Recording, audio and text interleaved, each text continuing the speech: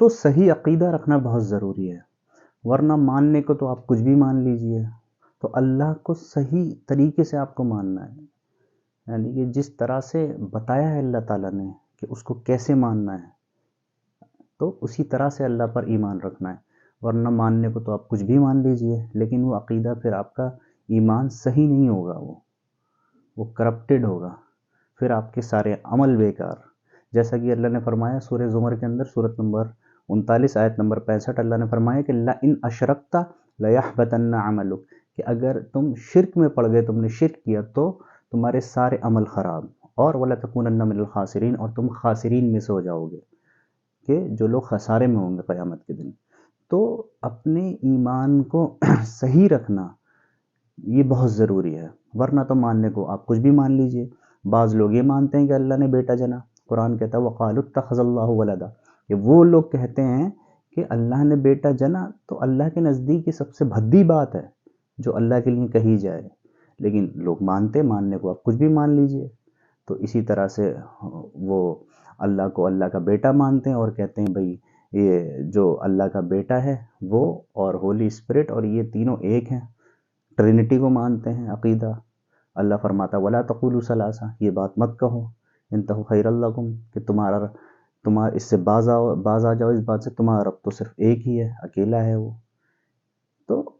تو صحیح طریقے سے جس طرح سے اللہ نے بتایا ویسا عقیدہ رکھنا ہے، ویسا اس پر ایمان رکھنا ہے، ماننے کو کچھ بھی مان لیجئے۔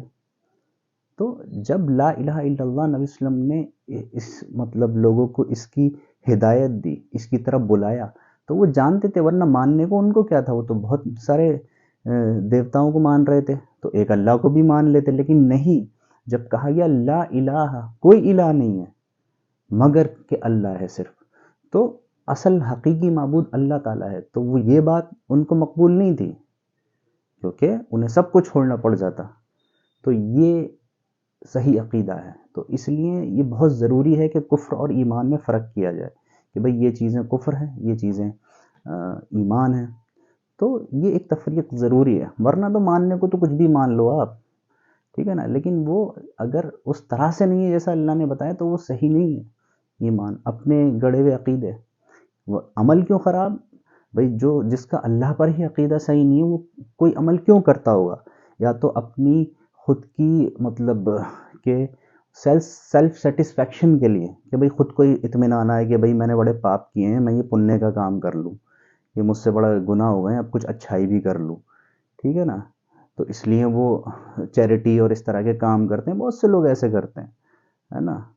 تو لیکن عقیدہ صحیح نہیں ہے، یا پھر وہ دکھاوے کے لیے کرتے ہیں کہ بھئی دنیا میں بڑا نام ہوگا، میں بہت اچھے کام کرتا ہوں، چیریٹی کرتا ہوں، یہ کرتا ہوں، وہ کرتا ہوں، ہے نا، لیکن جس کا اللہ پر ایمان ہوگا وہ اپنے سارے عمل خالص اللہ تعالیٰ کے لیے کرتا ہے، اس کو راضی کرنے کے لیے، کیونکہ اس کا عقیدہ درست ہے، اس کو پتہ ہے مجھے عمل کرنا ہے تو کس کے لیے کرنا ہے اور کس لیے کرنا ہے۔ ورنہ بعض لوگ دنیا میں کام کرتے ہیں پیسے کے لیے، کوئی دنیا کمانے کے لیے، کوئی کسی کو راضی کرنے کے لیے، کوئی کسی چیز کے فائدے کے لیے، تو اس لیے لوگ عمل کرتے ہیں دنیا کے اندر، لیکن جس کا عقیدہ درست ہوتا ہے وہ عمل خالص اللہ تعالیٰ کے لیے کرتا ہے۔ تو یہ بات ذہن میں رکھنا بہت ضروری ہے کہ عقیدہ صحیح ہونا چاہیے، ہے نا۔ بعض لوگ نبی صلی اللہ علیہ وسلم کو آخری رسول نہیں مانتے، وہ کہتے ہیں بعد میں بھی رسول آئے تھے، تو یہ غلط ہے، تو وہ مطلب ان کا عقیدہ صحیح نہیں ہے۔ تو اس لیے عقیدہ درست ہونا بہت ضروری ہے،